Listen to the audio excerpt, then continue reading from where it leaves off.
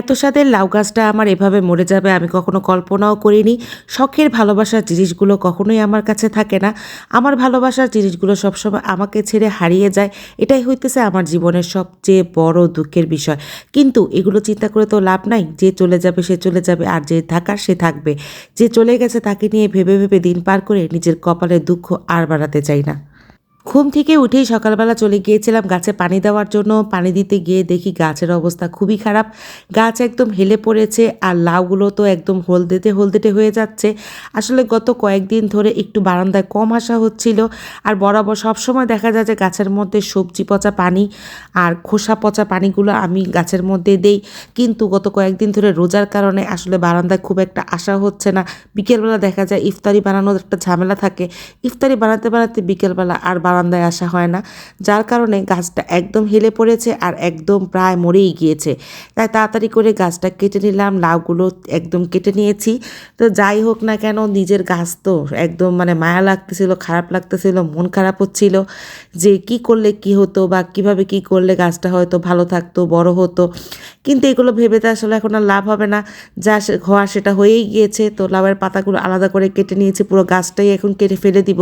কারণ হচ্ছে এখন নতুন একটা গাছ লাগাবো আর এপাশে অলরেডি আমি কুমড়া গাছ লাগিয়ে দিয়েছি আর কচু গাছও লাগিয়ে দিয়েছি, কিছু গাছ বীজ ফালিয়ে দিয়েছি যেগুলো হচ্ছে নতুন করে হবে।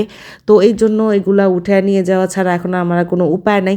তো এগুলো নিয়ে ঘরে চলে যাচ্ছি, চিন্তা করতেছিলাম যে লাউগুলো বড় হবে। অনেক লাউ ধরেছিল, অনেক অনেক অনেক লাউ, কিন্তু ওগুলো ছোট থাকতেই ঝরে ঝরে পচে যাচ্ছিল।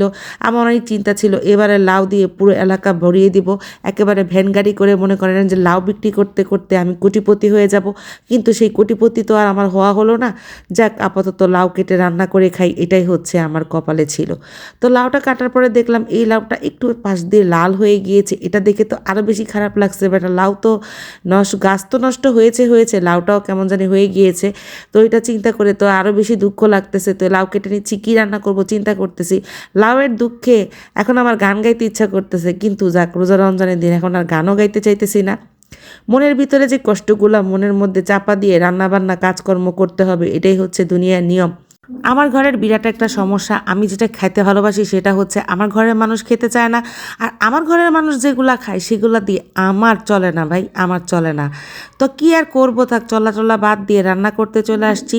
তো শাকগুলা হচ্ছে ভাজি করে নিব, কারণ হচ্ছে যদি এখন শাকগুলা রান্না করি ওরা তোর খাবে না। তো এই জন্য শাকগুলা ভাজি করে নিচ্ছি। প্রথমে ভাপায় নিচ্ছি, ভাপায় নেওয়ার পরে ডাঁটাগুলো আগে ভাপায় নিছি, এত সফট ডাঁটা বলার মতো না। তারপরে হচ্ছে একটু শুকনা মরিচ, রসুন কুচি, পেঁয়াজ কুচি, কাঁচামরিচ দিয়ে লবণ দিয়ে খুব সুন্দর করে ভাজি করে নিচ্ছি। আর এখানে টমেটো টক বসিয়ে দিয়েছি।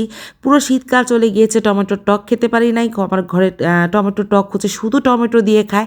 আর আমাদের গ্রামে হচ্ছে একটু আলু কুচি করে দেয়, আলু চাক চাক করে কেটে দেয়। তারপরে হচ্ছে সাথে হচ্ছে চাপিলা মাছ বা পুঁটি মাছ বা যে কোনো ধরনের মাছ দিয়ে তারপরে হচ্ছে রান্না করে। কিন্তু ওরা খায় না, যার জন্য এটাও আমার বিসর্জন দিতে হলো। তো রসুন দিয়ে টমেটোর টকটা বাগার দিয়ে ধনিয়া পাতা দিয়ে দিয়েছি, কী সুন্দর একটা কালার হয়েছে, ঠিক না? তারপর হচ্ছে একটু আলু ভর্তা করে নিচ্ছি ডিমের চপ বানানোর জন্য। ডিমের চপ খাবে ওরা। তো এই তো তারপরে আলু ভর্তাটা ভালো করে বানাই, চিন্তা করতেছিলাম একটুখানি আলু ভর্তা আমি আলাদা করে রেখে দিব আমার জন্য। ভাই তোরা খা, তোদের পছন্দ অনুযায়ী খা, আমিও বাঁচি তোরাও বাঁচ। তো লাউ রান্না করার জন্য চলে আসছি, একটু টাকি মাছ বের করছি, টাকি মাছ হলুদ দিয়ে লবণ দিয়ে মাখিয়ে নিয়েছি। স্বাদের লাউ বানাইছে মোরে বৈরাগী, আসলেই বৈরাগী বানাইছে। এই লাউ আমি কেমনে খাবো, কিভাবে খাবো আমি কিচ্ছু বুঝতে পারতেছিলাম না। লাউগুলো মোটামুটি বাড়তি হয়ে গেছে।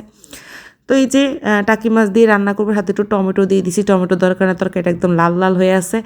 আমার লাউয়ের বাগানটা আপনাদের কেমন লাগছে আর আমার দুঃখে কি আসলে আপনাদের একটু দুঃখ লাগছে কি না জানায়েন। এরকম একটা বাগান নষ্ট হয়ে গেলে কীরকম লাগে বলেন, আসলে অনেক খারাপ লাগে। তো লাউটাও রান্না করে সেহরি ইফতার রান্না করে সবাই একসাথে খাই নিছি। আলহামদুলিল্লাহ দিন রাত ভালোই গিয়েছে।